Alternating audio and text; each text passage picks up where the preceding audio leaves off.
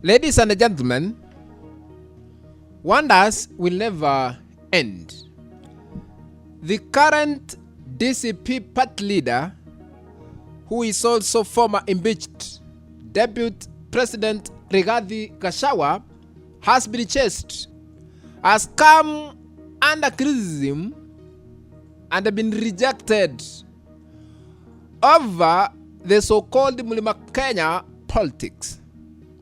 This comes after Rigathi Gachagua asked the current BNU party leader Peter Munya and the Democratic Party leader Justin Muturi to dissolve their political parties and join his DCP political party in Wamunyoro so that they can only have one powerful political party in Mlima Kenya. Now, according to Kenyans.co.ke, they have published a story by saying, PNU, Muturi's DP party reject Gachagua's DCP merger proposal.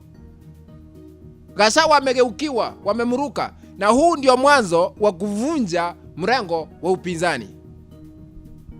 Ladies and gentlemen, as you continue watching this clip, I request you to hit the like button, and if you have not subscribed to this YouTube channel where we don't sugarcoat but we always put news as it is, I request you to consider subscribing by hitting the subscribe button that is down here. Once you are done, remember to turn on the notification bell. Thank you, and be blessed by our supreme being who lives in heaven for your subscription and your like. Without wasting your time, back to our analysis. Ladies and gentlemen, I have seen division in opposition side on the way coming. The Party of National Unity, PNU, Democratic Party and the Democratic Empowerment Party have dismissed former Deputy President Rigathi Gachagua's proposal to dissolve their parties and join the Democracy for Citizens Party DCP that is under the leadership of Rigathi Gachagua, exposing what some say are fresh cracks in an effort to unite Mlima Kenya and a single political outfit ahead of the 2027 general elections. Najua siasa ni mchezo mchafu. Politics is a dynamic. It keeps on changing time to time. Actually, we expected Rigathi Gachagua to unite with the other opposition leaders to produce only solid, a single candidate to face Ruto 2027 and Ruto akunywe chai suoi. But the way things are, I don't know what to say. Peter Munya, who is the current party leader of PNU party and the former cabinet secretary under Ruto's government, Justin Muturi, who is the party leader of DP, and Lenny Kivuti, who is a party leader of DEP, instead called on Rigathi Gachagua to abandon what they termed divisive pronouncements. Vita imeanza, and pursue dialogue, insisting that political alliances should be built through consensus rather than directives. Munya maintained that Rigathi Gachagua had no mandate to speak on behalf of all leaders or political parties in Mlima Kenya region, stating that Gachagua has not been appointed or mandated to speak on behalf of all the people and all parties in the so-called Mlima Kenya region.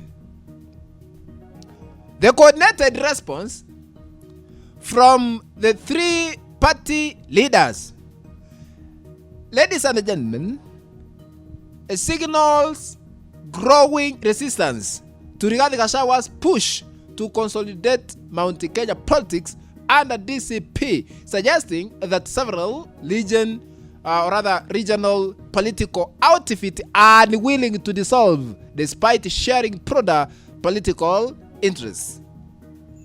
You know, that is why Rigathi Gachagua is against Dr. Fred Matiang'i, because Fred Matiang'i is a member of Jubilee Party. And Rigathi Gachagua has been trying to unite with Jubilee Party leader who is former president here in Kenya, Uhuru Kenyatta, na imeshirikana. So Rigathi Gachagua is opposing Jubilee in Mlima Kenya. He is opposing Dr. Fred Matiang'i. And please, ladies and gentlemen, take this to your nearest bank and save it there for future reference. There is no single day Rigathi Gachagua atafanya kazi na Dr. Fred Matiang'i because of Jubilee Party and Rigathi Gachagua. His interest, his political interest is to see DCP commands Mlima Kenya politics. So the latest development is expected to complicate Gachagua's strategy of positioning DCP as the region's dominant political vehicle, highlighting emerging divisions over who should lead Mlima Kenya's political realignment ahead of 2027 general polls. So the response from Muturi, Munya and Kivuti indicates that not all leaders agree with dissolving their political parties into DCP, with the trio instead advocating for coalition building through negotiations, you know, and a mutual agreement. So Muturi leads the Democratic Party, DP. Munya heads PNU, a party that still enjoys support in parts of Mount Kenya East. Kivuti's DEP political party also commands influence in sections of Embu and neighboring counties, you know. So together, the three leaders represent different political networks across the region, making their rejection one of the clearest indications that Rigathi Gachagua does not have,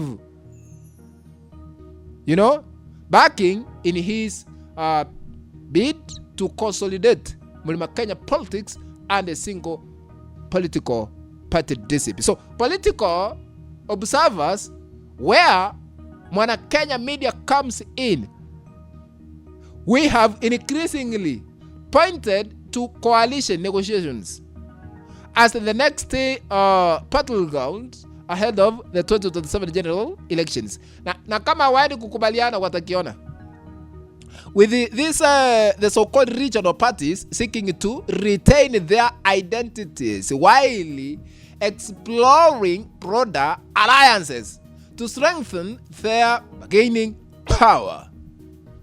So, ladies and gentlemen, as I conclude, I want to say that the latest disagreement suggests the contest is no longer just about which party will dominate the region, but also about who will lead Mlima Kenya political realignment.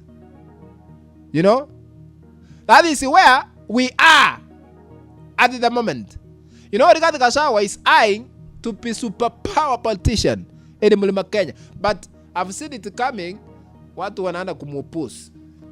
If you have not subscribed to this YouTube channel, please consider subscribing by subscribe button that is down here. Once you are done, remember to turn on the notification bell so that the moment we upload any new video clip, you'll be notified that Mwana Kenya Media has uploaded a new video clip to watch. Remember to share our content also other WhatsApp groups and over on Facebook. That is the only way we can continue building this channel of ours, Mwana Kenya Media. Thank you very much, ladies and gentlemen. Be blessed. Let's meet in the next video. Bye bye.